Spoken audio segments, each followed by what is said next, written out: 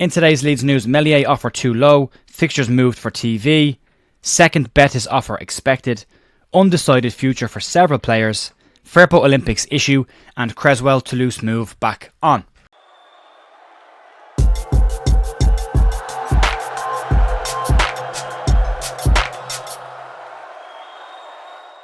Morning folks, Jay here, Friday morning the 5th of July with your Leeds United news. Hope you're having a really good week so far. Last video of the week unless something mad happens over the course of the weekend, but it's kind of slowed down this week. We saw the exit of Jamie Shackleton from Leeds United yesterday. We covered some of the details on the news of the week, last night's podcast, which you can check out on the channel as well. But there's a few bits and pieces to tidy up at the end of the week as we head into the weekend, and we'll start off with the Ilan Meslier situation. As we know, a bid from Marseille, or interest from Marseille, was mentioned around Ilan Meslier, but now according to La Provence in France, Ilan Meslier and Marseille have been in direct contact. 24-year-old is said to be seen as a direct replacement for Pau Lopez at Marseille, who is heading off to join Cesc Fabregas's Como. But they also have RC Lens shot stopper and former Nottingham Forest goalkeeper Brice Samba on their list of potential goalkeepers.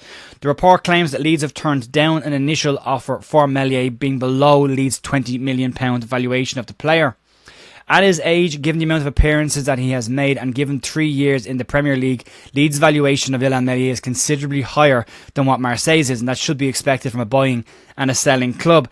As Leeds have said in recent days, they will conduct any more exits on their terms, but if a player does come to them and looks to leave, Leeds will discuss that with the player and see what they can do.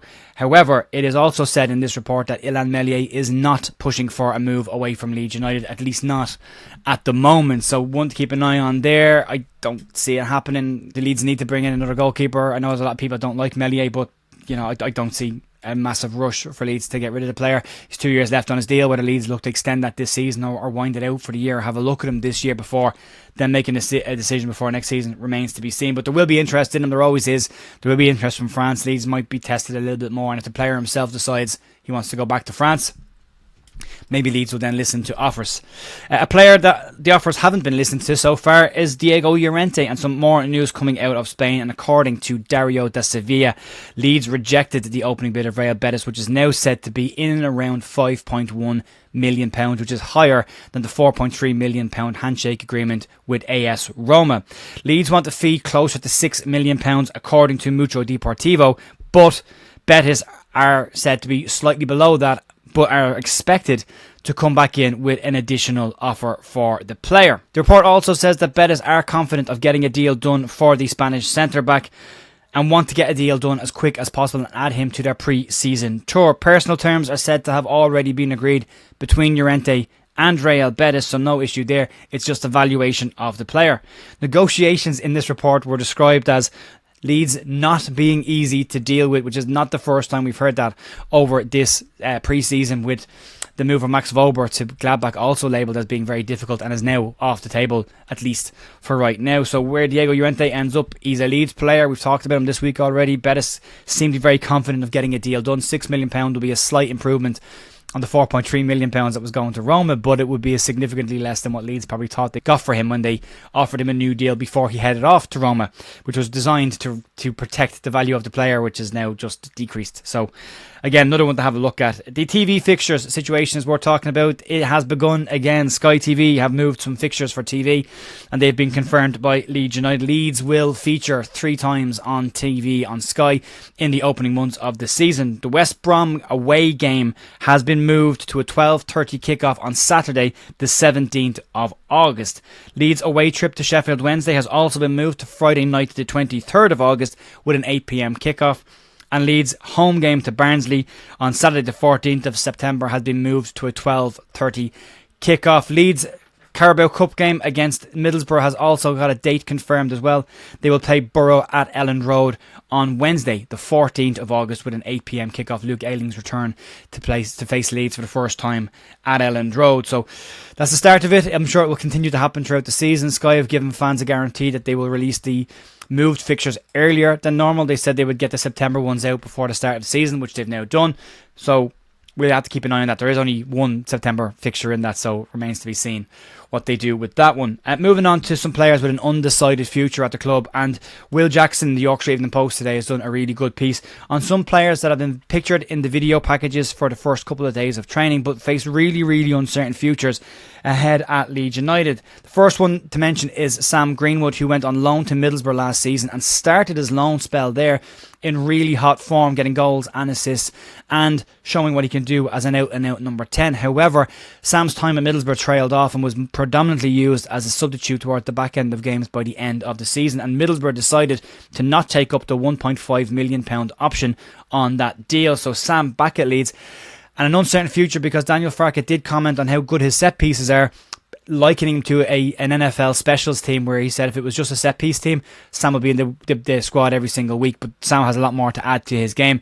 So where he goes with Leeds United remains to be seen. A big pre-season will be needed for him. The second player that was mentioned was Joe Gelhardt, whose promise over the last couple of seasons has really slowed down after an unsuccessful loan at Sunderland, followed by last season's bouts of injuries and illness, curtailed his season to just 13 appearances. Add to that the emergence of Mateo Joseph as a up-and-coming striker, and a striker that's expected to have a bigger impact in the Leeds United squad this season. Adding Joe Pirot to that mix as well means Joe Gelhardt has fallen right down the pecking order at Leeds and will need a really impactful pre-season to push his way back into Daniel Farke's plans. And fingers crossed we finally get to see the promise that we thought we had with Joe Gelhardt a couple of seasons ago when he broke into Marcelo Bielsa's team, but remains to be seen. Charlie Cresswell, another one that's been pictured, although there is more news on his proposed move to Toulouse in a second, so we'll bypass that one. But Charlie Crew was another one that was pictured, now training with the first team and has been part of this week's pre-season with and testing with the Leeds United first team. Whether he plays or not remains to be seen. How much game time he will get. Will he be part of the under-21 squad, or will he be on the bench for Leeds as a sub? We saw with Charlie Cresswell last season that Daniel Farke wanted him as part of his matchday squad, but he wasn't playing under-21 football. For a player as young as Charlie Crew, with the promise that Crew has, sitting him on the bench and removing him from the under-21s would stunt his development, and something that Leeds would need to have a look at if that's what tends to happen. If he can play between the under-21s and the first time, get game time as and when needed, cup matches, it would really help to bring him on. But he's an exciting player. He's now a full international at Wales as well, so one that Leeds would like to have a look at, and one I think that will have a very strong part to play during pre-season, while Daniel Farke gets a really good look at him. And while Leeds seem to be slow to bring in some players, Crew might get some early opportunities to impress Farke if he can. Moving on to a player that's there's a bit of still uncertainty around what's going to happen with him at the start of the season. It's Junior Firpo, and we already know that he has been named in the Dominican Republic Olympic side, but now he has been named in the final selection for the Dominican Republic's Olympic side, despite Leeds' stance on the Olympics.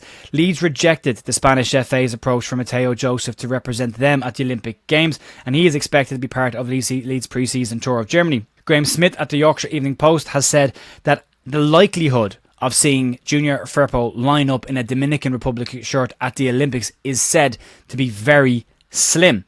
Whether or not Leeds have greenlit the approach from the Dominican Republic for him to represent them at the Olympics remains to be seen. But Leeds have one left back in the squad currently. Yes, Sam Byram can cover if needed, but with Sam Byram's history, that's not a guarantee, and Leeds are incredibly light in both fullback areas as it stands right now. Given Firpo's performances for Leeds towards the second half of the season, and definitely towards the back end of the season, where he was probably one of Leeds' best players, having him ready for the first game of the season and being able to utilise him throughout a full campaign will be something that will be very exciting for Leeds fans and for Daniel Farke. But it remains to be seen what the situation there. Graham Smith is saying it's unlikely to see him at the Olympics. The player himself has 1 year left on his deal at Leeds and has been the subject to consistent rumours around an exit from Leeds, but there's nothing unusual in that. Junior Firpo has been linked with moves away from Leeds United for the past 2 seasons. So that's kind of goes with the territory when it comes to Junior Firpo. Whether Leeds approve this or not, we'll find out in the next week. The longer he is with Leeds during the pre-season, the less likely he is to go to the Olympics. But Leeds haven't made a statement on it. They haven't told any journalists whether it's happening or not. But Graham Smith says, given Leeds' stance, it's very slim. I think if he does go to the Olympics, he will miss the start of the season, and that might give you an idea whether Leeds decide to bring in an additional left back this summer and what they decide to do with Junior Firpo. There has, as I said, been rumours of an exit away from the club, but again, right now, he's front and centre of all the media. He is being pictured on all the training videos. So, right now, appears to be going nowhere just yet. We'll wait and see. And then finally today, in breaking news, according to Adam Pope from the BBC, the move for Charlie Cresswell to Toulouse in France is said to be back on. Leeds have already agreed a £3.2 million fee for Cresswell, but the player himself rejected the personal terms on offer from the French side. Now Pope says negotiations have resumed and Toulouse are pushing to get the deal completed within the next 48 hours. Adam Pope went on to say that there are also championship clubs interested in Charlie Cresswell. I've made my opinions clear on this. I think it's a crazy decision to rush him out the door when you could loan him to Toulouse for the season and keep an eye on him and see if he develops. A fallout with Daniel Farke is the main issue here, given what's going on at the moment with Leeds, and we don't know what situation Leeds are going to be in at the start of the season.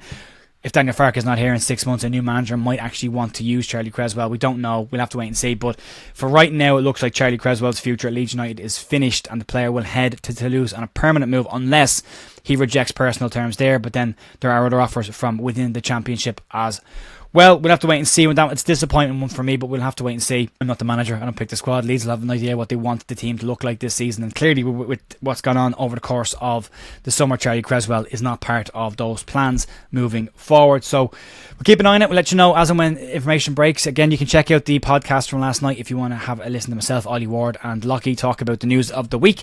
And unless something happens over the course of the weekend, I will see you on Monday morning for more Leeds news and what is sure to be another busy week for Leeds, hopefully on incomings and not outgoings. I will talk to you then. Have a cracking weekend. See you later. Bye.